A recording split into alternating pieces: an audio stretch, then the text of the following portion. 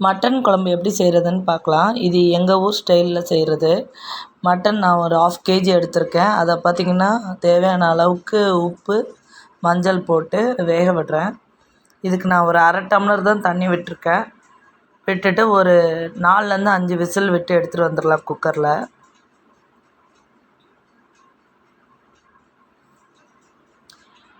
இதுக்கு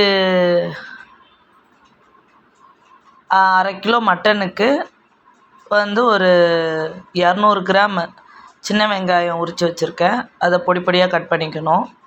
அதுக்கப்புறம் ஒரு நல்ல பழுத்த தக்காளி மீடியம் சைஸு. இதில் பாதி வந்து நான் வந்து தேங்காய் அரைக்க எடுத்துப்பேன். மீதி பாதி வந்து பார்த்திங்கன்னா குழம்புக்கு சேர்த்துப்பேன். அப்புறம் 3 பச்சை மிளகா.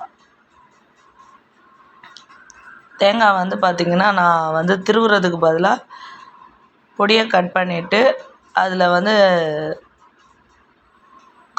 காஞ்ச கருவேப்பிலையை போட்டு அரைச்சி எடுத்துகிட்டு வந்திருக்கேன். 2 ஏலக்காய் போட்டுக்கலாம். 2 ஏலக்காய் போட்டுட்டு இந்த அரைச்சி எடுத்துகிட்டு வந்த அந்த தேங்காவை நம்ம வந்து போட்டுக்கலாம். நீங்கள் திருவுவீங்க அப்படின்னா, தேங்காய் திருவுவீங்க அப்படின்னா இதை அப்படியே சேர்த்துக்கலாம். நான் வந்து அதுக்கு பதிலாக வந்து தேங்காய் பத்தை போட்டு மிக்சியில் ஒரு அடி அடித்து எடுத்துகிட்டு வந்திருக்கேன். ஒன்றும் பாதியமாக அரைச்சா போதும். என் மிக்ஸி வந்து ஃபாஸ்ட்டாக அடித்தனால இந்த மாதிரி வந்து நைஸாக போயிடுச்சு. அப்புறம் பார்த்திங்கன்னா ஏலக்காய் பொடி, இல்லைன்னா ஏலக்காய் இருந்ததுனாலும் ஒரு ஸ்பூன் ஏலக்காய் சேர்த்துக்கலாம். நான் ஏலக்காவை வந்து ஏற்கனவே பொடிச்சு வச்சனால அதை வந்து நான் ஆட் பண்ணிக்கிறேன். ஏலக்காய் பவுடர் ஆட் பண்ணிக்கிறேன்.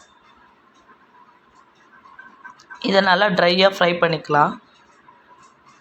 இது ஃப்ரை பண்ணும் போதே இதுக்கு தேவையான மசாலாஸும் ஆட் பண்ணிக்கலாம். மிளகாத்தூள் 1 ஸ்பூன், மல்லித்தூள் 1/2 ஸ்பூன், அப்புறம் மஞ்சள் 1/4 ஸ்பூன். நான் இப்போ மஞ்சள் ஏன் இதில் சேர்க்கல அப்படின்னா, நான் வந்து கறியோட வேக வைக்கிறதுக்காக போட்டுட்டேன். அதனால் இல்லை, மஞ்சளும் இதோட சேர்த்து வறுக்கிறதுக்கு போட்டுக்கலாம். போட்டு இதான் மசாலா நம்ம லாஸ்ட்டாக சேர்க்க போகிறது குழம்புல. நம்ம நல்லா ட்ரையாக ஃப்ரை பண்ணிக்கலாம். ஃப்ரை பண்ணிட்டு நம்ம வந்து மிக்சியில் அரைச்சி எடுத்துகிட்டு வந்துடலாம். நல்லா லிக்விட் பேஸ்ட்டில்.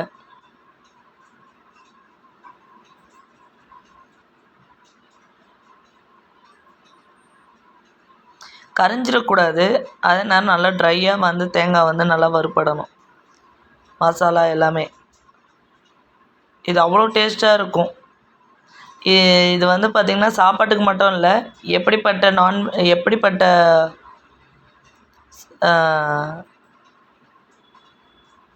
பிரேக்ஃபாஸ்ட்னாலும் எல்லாத்துக்குமே இது சூட் ஆகும். நாங்கள் வந்து அன்றைக்கி பூரியோடு இதை வச்சு சாப்பிட்டோம். அப்புறம் சாப்பாடோடு வச்சு சாப்பிட்டோம்.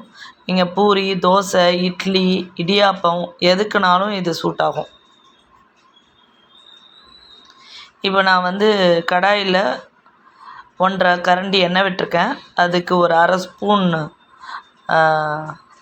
பெருஞ்சீரகம் போட்டிருக்கேன் தாளிக்கிறதுக்கு.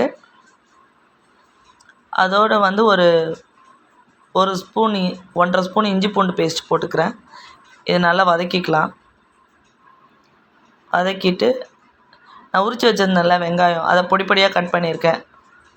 அப்புறம் பச்சை மிளகாவை நேராக கீறியிருக்கேன். அது 2மே ஒரே நேரத்தில் போட்டுக்கலாம். போட்டு இது கண்ணாடி பதம் வரட்டும்.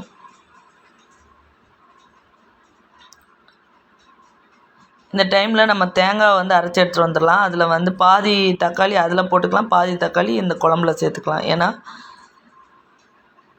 இதுக்கு தக்காளி எவ்வளோ கம்மியாக சேர்க்க முடியுமோ அவ்வளோ கம்மியாக சேர்த்திங்கன்னா தான் டேஸ்ட் நல்லா சூப்பராக இருக்கும். நான் இப்போ வந்து பண்ணுறது வந்து பார்த்திங்கன்னா, வீட்டில் 4 பேர் இருக்கோம். 4 பேருக்கு வந்து 2 நேரத்துக்கு சாப்பிட்றதுக்கு செய்கிறேன் நான்.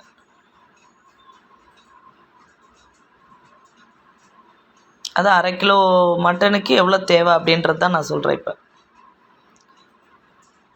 இப்போ மட்டன் ஆட் பண்ணிட்டேன்.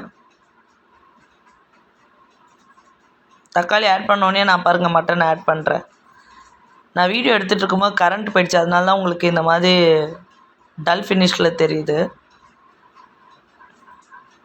இப்போ நான் வந்து அந்த கிரேவியை உள்ளே ஆட் பண்ணிவிட்டு நான் தேவையான அளவு தண்ணி விட்டுக்கிறேன்.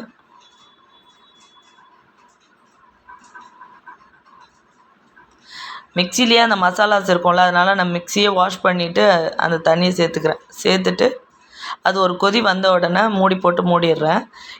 இது ஒரு 10 நிமிஷம் அப்படியே இருக்கட்டும் சிம்மில்.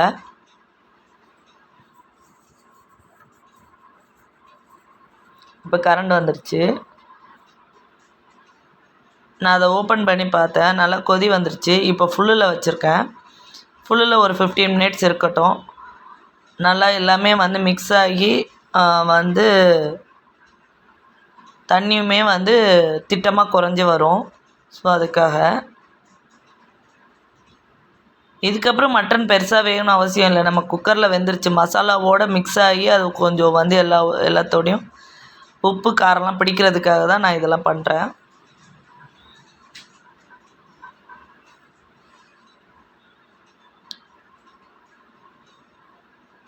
உங்களுக்கு என்னோடய வீடியோ பிடிச்சிருந்ததுன்னா லைக் பண்ணுங்கள், சப்ஸ்கிரைப் பண்ணுங்கள். அண்ட் ஏதாவது வீடியோ வந்து உங்களுக்கு அப்லோட் பண்ணோம் அப்படின்னா புது ரெசிபிஸை பற்றி எனக்கு வந்து கமெண்டில் சொல்லுங்கள். நான் அதுவும் உங்களுக்கு வீடியோவாக எடுத்து போடுறேன்.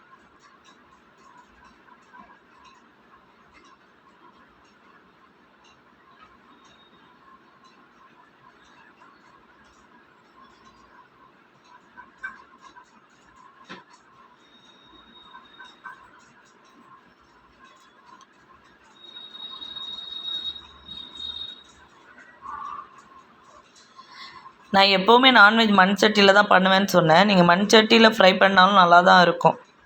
இன்றைக்கி எனக்கு வந்து குவான்டிட்டி கொஞ்சம் அதிகமாக வைக்கணும் அப்படின்றதுக்காக எல்லோரும் வந்து டிஃபனுக்கும் எடுத்துக்கிட்டாங்க, பிரேக்ஃபாஸ்ட்டுக்கும். ஸோ அதுக்காக தான் நான் வந்து இருக்கிறதுலே பெரிய பாத்திரமாக எடுத்திருக்கேன்.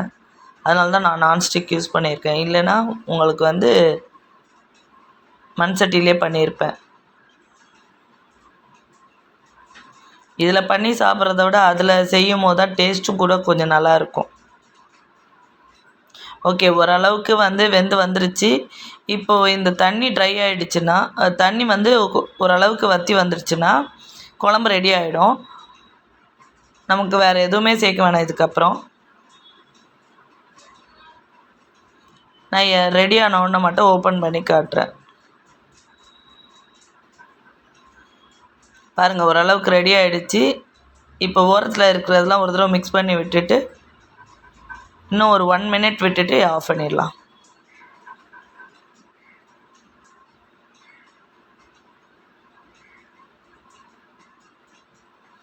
ஓகே, குழம்பு ரெடி ஆகிடுச்சு. தேங்க்யூ, பாய்.